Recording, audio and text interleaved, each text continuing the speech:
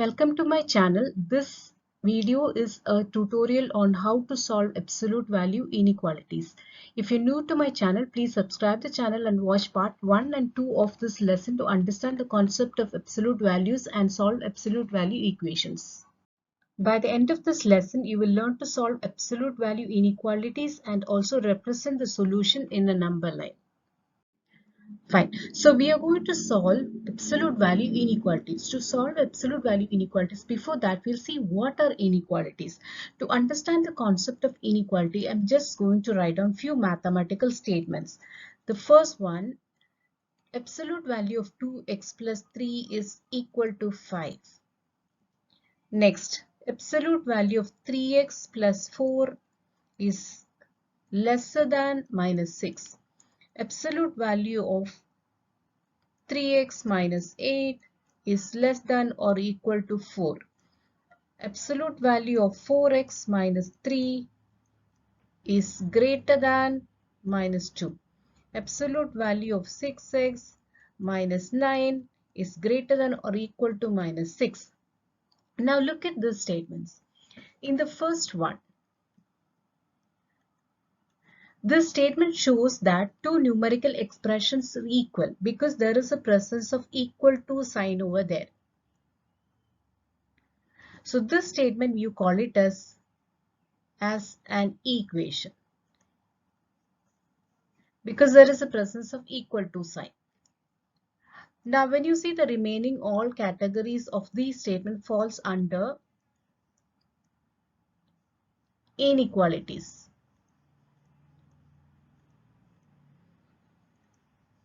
So why are these called inequalities? Because you see the signs or the symbols less than or equal to, greater than and greater than equal to. So in this lesson we are going to see how to solve these inequalities.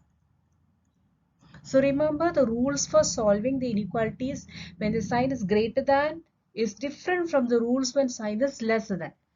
That is the approach of solving an inequality when the sign is greater than or equal to is different from the method applied in the case when the sign is less than or equal to. Now let's see how to solve an inequality. So remember always when you solve an inequality, the first thing is that you have to isolate the absolute value term. That is, the absolute value term should be only on the left hand side. Every other term should be shifted to the right hand side. Then the second step is to see what is the sign of inequality. So this is sign, in this case a sign is greater than. So we will consider this as case 1 where the sign is greater than. Because the method of solving when the sign is greater than is different from the method when it is lesser than. Okay, so now once you find out that it is greater than, this is how you have to split the inequality. The first one will be like, see how I'm writing, x is greater than 5. So how is this inequality formed? You just remove the vertical bars and write the inequality as such. Now the second inequality will be x less than negative of 5. So how you have written? You just reverse the sign and also preceded number with a negative sign. Now we can go ahead and plot this on the number line. So since this inequality doesn't contain the equal to sign, when you plot it, you always put an open circle. So greater than 5. So the endpoint 5 is not included because there is no equal to sign. And then greater than 5, right? So this part of the interval, that is any number greater than 5, will satisfy in this question. And then x is lesser than minus 5. Again, minus 5 is not included. So we will mark it with an open circle. And then all values of x lesser than that. This is the solution set. Now you can also mark this, write the solution in interval notation. How do you write this? X belongs to what? X belongs to minus infinity to minus 5. Minus infinity to minus 5. Minus infinity will always be open bracket because minus infinity which you cannot include in the interval, and minus 5 you are not including it because equal to sign is not there, so it is open bracket, and the other part of the solution set which is 5 from 5 to infinity, which is again open bracket because 5 is not included in the solution set. Here is the second question. Absolute value of minus 6x is greater than or equal to 60. What is the first step? To isolate the absolute value term, which is already done. Now, the second step is to see what the sign of the inequality. So here the sign is greater than or equal to, which is same as the previous case method we are going to apply here. So we are going to split this into two equations, inequalities. The first one is by removing the vertical bar. So you get minus 6x is greater than or equal to 60. And what is the second inequality? Minus 6x. Reverse the sign and precede the number with a negative sign. Right?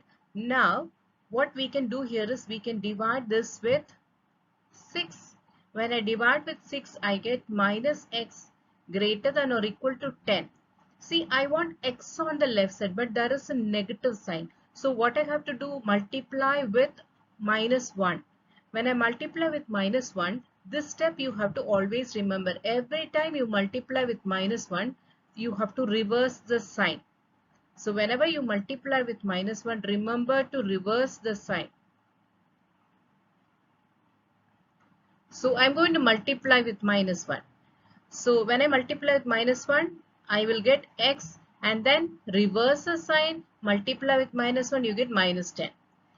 We'll do the same procedure for the second inequality as well. So here what I'm going to do, we are going to divide it with 6, divide with 6. So you get it as minus x less than or equal to minus 10. Now you see minus x over here. I want only x. So I'm going to multiply with minus 1. When I multiply with minus 1, what do I have to do? Reverse the sign. So multiply with minus 1.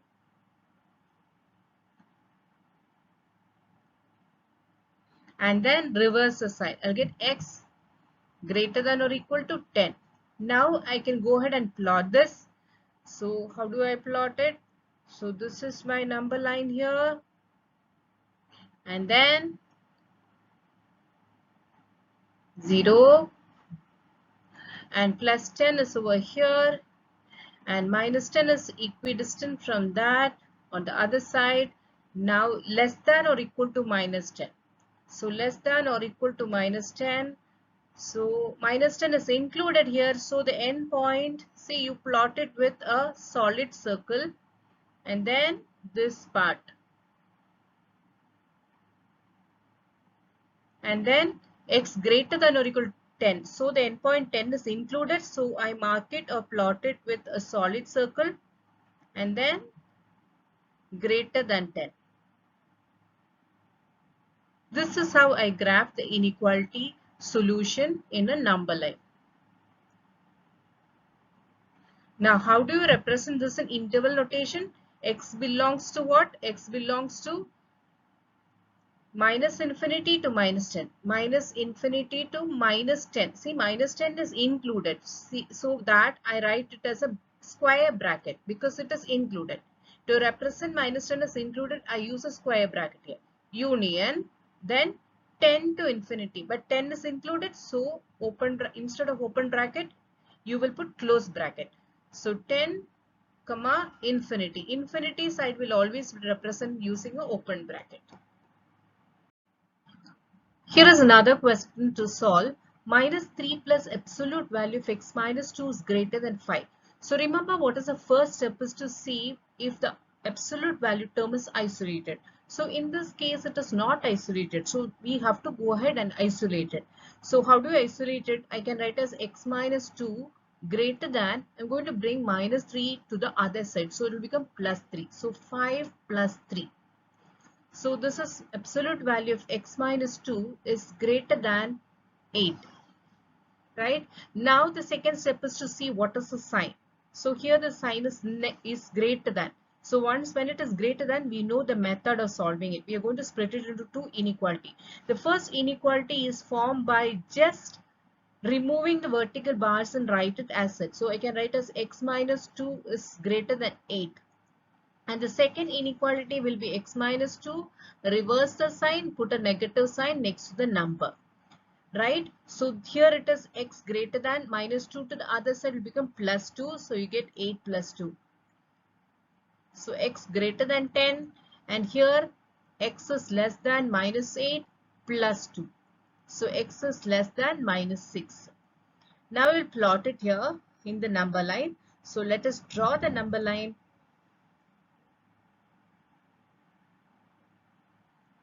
And then 0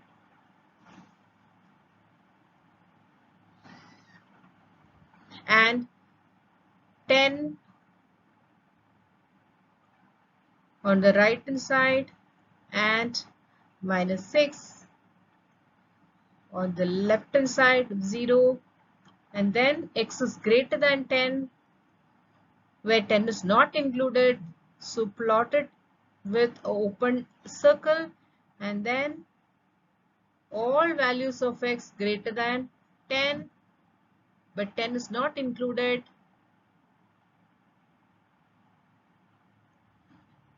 It goes like that. And all values of x lesser than minus 6, well, 6 is not included. So as minus 6 is not included, we'll plot this using an open circle like this.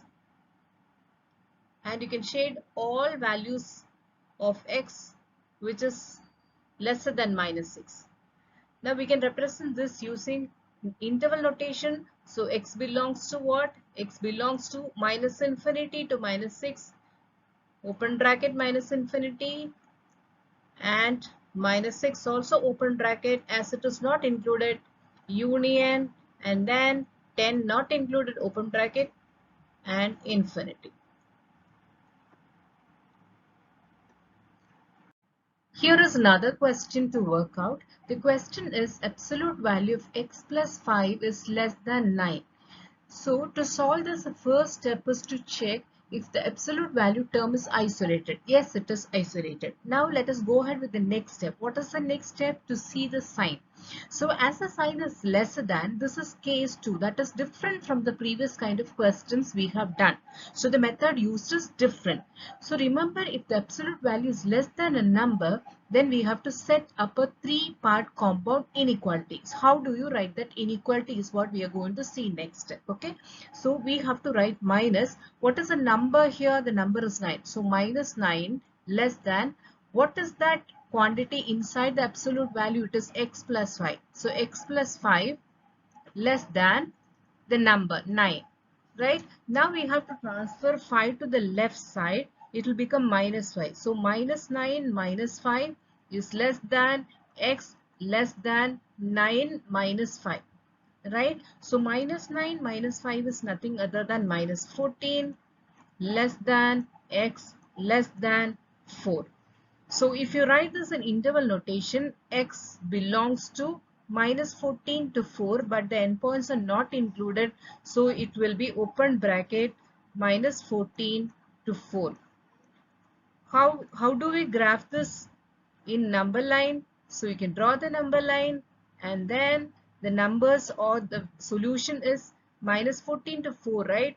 So 0, minus 14 on the left side, and then 4 on the right side, and this is a feasible region. Minus 14 to 4 is a range which is not included. So I'll mark it as not included. So we can shade in this region.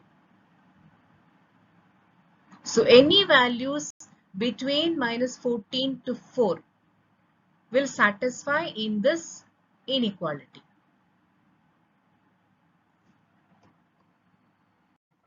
Let's solve this question.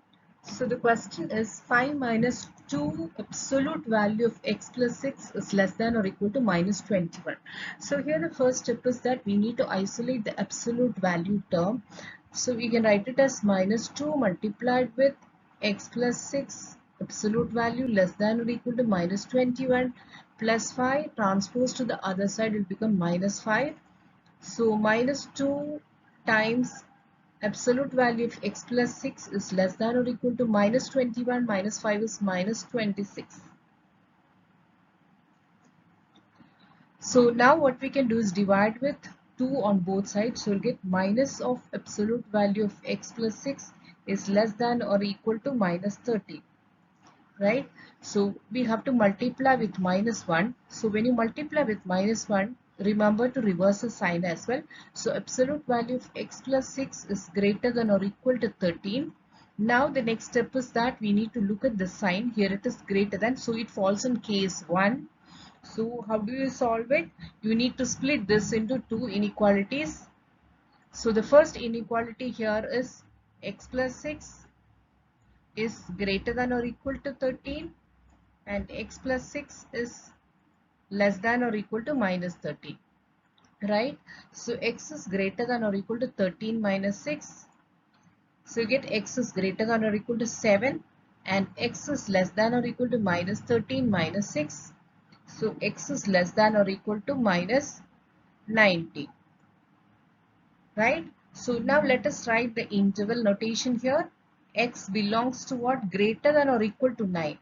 So x belongs to, and x is less than or equal to minus 19. So minus infinity to minus 19, where the endpoint minus 19 is included. So close bracket, union, and then 7 is included. So close bracket, 7 and 2 odd to infinity, open bracket. So if you represent this in number line, how it looks like? So here this is 0, and then let this be 7, and let this be minus 19, and then x is greater than 7, where 7 is included. So plotted using a solid circle, and then this region which is above 7, right?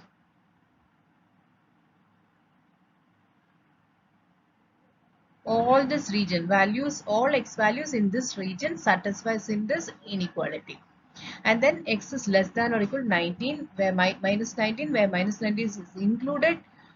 So these are the values of x that satisfies in this inequality. Here are some home learning tasks for you. Work out the questions and verify your answers. The answers are also uploaded in this video. That's all for today. Thank you for watching this video. The continuation of this lesson will be posted in the upcoming videos.